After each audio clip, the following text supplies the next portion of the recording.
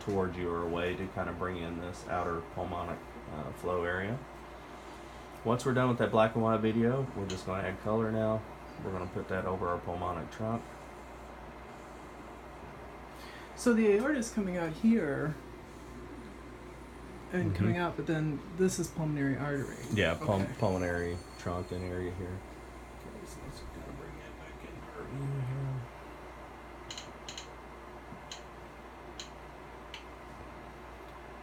Okay, so once we have our color box, and just position it where it's out on the outer edge, so a little of the color box above the heart, some below the pericardium.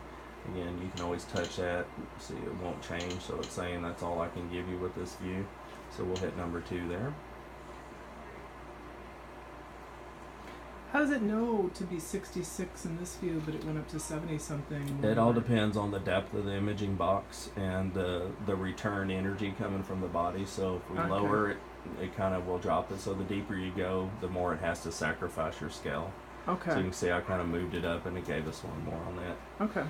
Now you do have a button. I'm going to introduce it to you here because we do have advanced echo imaging coming to our protocols for certain patients that we just have to get the information of the pressures and velocities that is coming to our protocol. So I want to introduce the pulse wave button. So you do have at least pulse wave capability with this machine. Continuous wave is coming. So to activate pulse wave, you just hit PW. You position the green bars where you see the blood flow at. We're not going to talk about angle right now, okay, but I just want to show you how to activate your pulse wave button. Then you hit the circles below the star.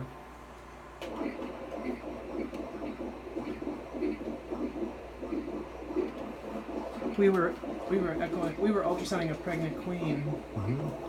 I should have done this on the babies. Yeah, we have several clinics spread out now that have reader programs, and we introduced them to the Doppler of doing the fetal Doppler, and they're doing them $75 all day long, letting their clients come back, hear the heartbeat, and print an image from our website, like on a human, you know. Right. They're doing them all day long. It's $75 a pop, man. You don't need a radiologist to tell you, you know, here's the heartbeat, you know, and stuff like that. So anyway, your pulse wave button will give you audible shifts, and actual, you can kind of see where the velocities are coming up around 40-ish.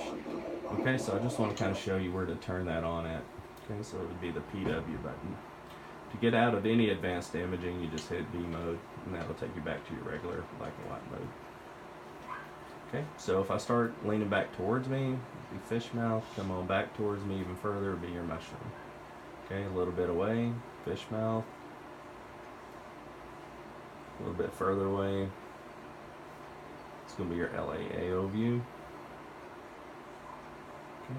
And when you say LAAO, that's 5 chambers. That's your 5th chamber view. That's how it will be referenced on most materials. And so you're really only caring about the left atrium and the aortic root, but they're also talking about, they keep calling it 5 chambers, so it's because it has the other, which Dr. Davis said last year. Okay. Yeah. So this is our main concern here again. So one of the most common things that you're going to run into is there atrial enlargement or not is kind of one of the most important things why we do some of these. It just seems like when you're beginning just to references to circles, LAAO view or whatever, it just seems to work better for certain people. They can't wrap their head around the 5th chamber view because they want to try to explain the 5th chamber view. So it's just, you know, again, what kind of helps you comfortable in that area.